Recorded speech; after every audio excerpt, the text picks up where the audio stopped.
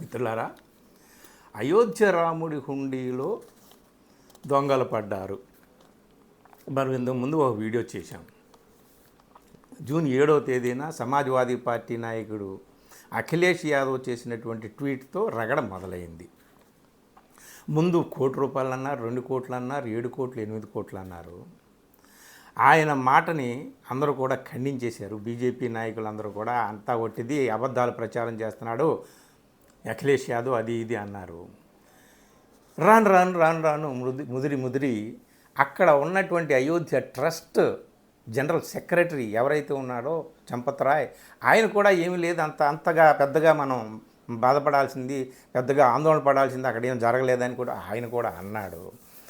ఈ మొత్తం వ్యవహారం రోజు రోజుకి మాత్రం ముదురుతూ వస్తుందండి. రాబోయేవి యూపీ ఎన్నికలు.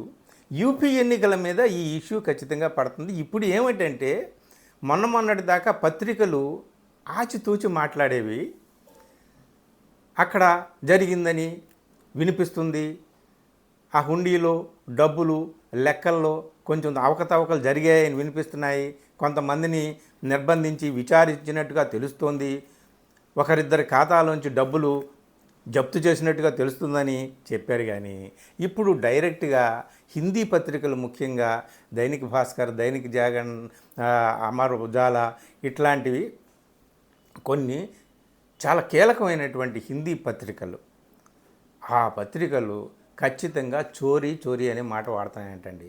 సోషల్ మీడియాలో వైరల్ అయిపోయింది.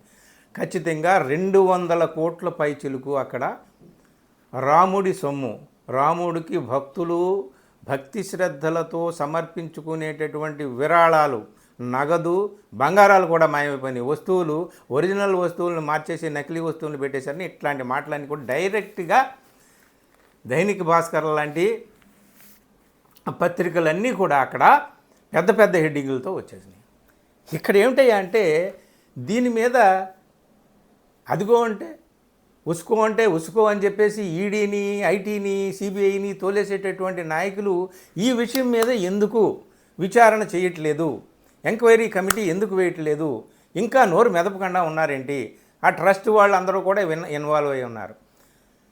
అక్కడ సాధారణంగా 14,000 రూపాయల జీతం ఉండేటటువంటి ఒక 3-4 ట్రస్ట్ ఉద్యోగులు కోటీశ్వర్లు అయ్యారంటండి ఈ 2-3 ఏళ్లలో. ఎలాగయ్యారు ఏమిటి అనేది కళ్ళు లేవా ఎవరికి? చూడట్లేదా అంటే ఎవరు చూస్తారు? సామాన్య కుటుంబం నుంచి వచ్చి ఎమ్మెల్యే అయ్యి, ఎంపీ అయ్యి, ఎమ్మెల్యే మంత్రి అయిపోయి కోట్లకు పడగలెత్తినటువంటి వాళ్ళని మనం చూడట్లేదా? ఎవరి మీద ఏ విధమైనటువంటి నిఘా ఉండదండి. కాకపోతే అక్కడ 4-5 ఉద్యోగులట, 14,500 రూపాయల జీతం అట, వాళ్ళు కోట్లకు పడగలెత్తేసారంట ఈ 2-3 ఏళ్లలో. విపరీతమైన ఆస్తులు సంపాదించారంటే ఎక్కడి నుంచి సంపాదించారు? సో ఈ పత్రికలన్నీ అడగడం ప్రారంభించాయి. ఈడీ వేయండి, ఐటీని పంపించండి, సిబిఐని పంపించి ప్రతిపక్షాలు డిమాండ్ చేస్తున్నాయి. నరేంద్ర మోడీ గారు డైరెక్ట్గా ఇన్వాల్వ్ అవ్వాలని. అసలు ఇవన్నీ కాదు, సుప్రీంకోర్టు సువో మోటోలాగా దీన్ని స్వీకరించి విచారణ చేయాలని చెప్పేసి ప్రతిపక్షాలు డిమాండ్ చేస్తున్నాయండి.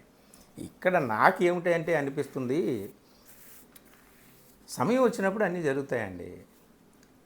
విషయం ఏమిటి?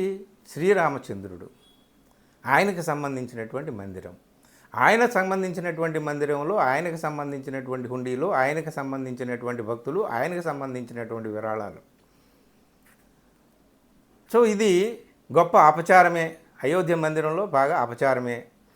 అసలు నేననేది ఏమిటయ్యా అంటే ఇక్కడ ఈడీ, ఇన్కమ్ ట్యాక్స్లు, ఎంక్వైరీ కమిటీలు అవసరమా? 700 సంవత్సరాల పాటు అయోధ్య నుంచి రాముడిని తరిమేశారని చెప్పేసి ఎక్కడికో తలదాచుకున్నటువంటి, అఫ్కోర్స్ దేవుడు సర్వాంతర్యామి, ఒక చోట తలదాచుకోవడం ఏంటి, ఇంకో చోట తలదాచుకునే అవకాశం లేదని తలబాదుకోవడం ఏంటి, అట్లాంటి పరిస్థితి దేవుడికి రాదు. కాకపోతే మన నాయకులు అలా చెప్పారు. ఎక్కడో తలదాచుకున్న రాముడిని నేను అయోధ్య తీసుకొచ్చానని చెప్పి కదా మన నరేంద్ర మోడీ గారు. అంటే శ్రీరాముడు అంతటి వాడిని, దేవుణ్ణే ఆయన తీసుకొచ్చి అయోధ్యలో ప్రతిష్ఠించాడే. ఆయన మామూలు వ్యక్తి కాదు కదా, నాన్ బయోలాజికల్ ప్రైమ్ మినిస్టర్ కదా ఆయన. నేను అనేది ఏమిటి అంటే రాముణ్ణి తీసుకొచ్చే అయోధ్యలో ప్రతిష్ఠించినటువంటి సర్వశక్తివంతుడైనటువంటి మన ప్రధాని నరేంద్ర మోడీ గారు, ఆఫ్టర్ ఆల్ 200 కోట్ల రూపాయలు ఎవరో దొంగతనం చేశారు, దొంగలు పట్టుకోలేడంటారా? బహుశా ఆ పనిలో ఆయన ఉండుంటాడు. ఎంక్వైరీ కమిటీలు అవన్నీ ఎందుకులే, నేనే పట్టేసుకుంటానని చెప్పేసి ఆయన ఏమైనా లోపాయి గారిగా తెర వెనక ఆ ప్రయత్నాలు చేస్తున్నాడు, దొంగల్ని, దోపిడీ దొంగల్ని అందరినీ కూడా పట్టుకునేటటువంటి పని చేస్తున్నాడేమో, మనకేం తెలుసు. కానీ ఆ దొంగల్లో తన చుట్టూ ఉన్న వాళ్ళే ఎవరన్నా తేలితే, తను ఎవరినైతే నమ్ముతున్నాడో వాళ్ళే తేలితే అసలు ఏమిటి గొడవ అంతా మనకు చాలా ఆశ్చర్యంగా ఉంటుందన్నమాట.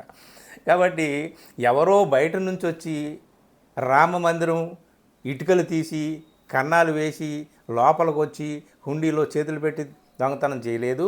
అక్కడ ఉన్నటువంటి ట్రస్ట్ ఉద్యోగులు, పూజారులు, ఆ ఎస్బీఐకి సంబంధించినటువంటి ఉద్యోగులు వీళ్ళందరూ కూడా కలిసి సీసీటీవీ కెమెరాల ముందు క్లోజ్డ్ డోర్స్లో లెక్కిస్తారు రోజు.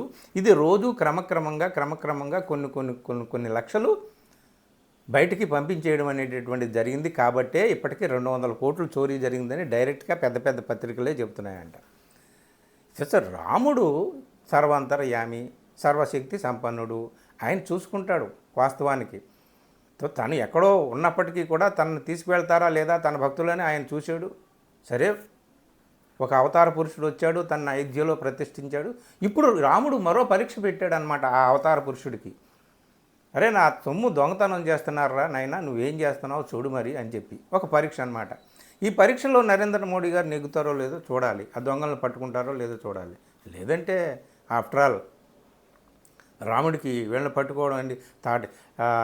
తాటకి నీ ఒక్కేటున కూల్చావంట, మన పాటలు పాడుకుంటాం కదా. తాటకి నీ ఒక్కేటున కూల్చావంట, శివుని విల్లు ఒక దెబ్బకి ఇరిచావంట, పరశురాముడు అంతటోడిని పారదరిమినావంట, ఆ కథలు వింటూ మేమంతా పులకించిపోతామంట అని పాటలు పాడుకుంటాం కదా.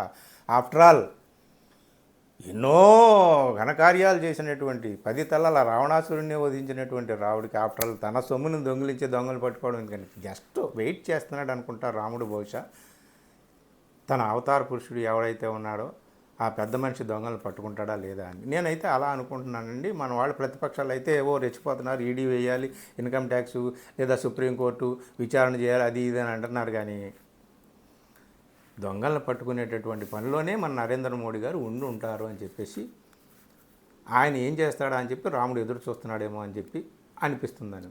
ఏం జరుగుతుందో మనం చూద్దాం. Thank you.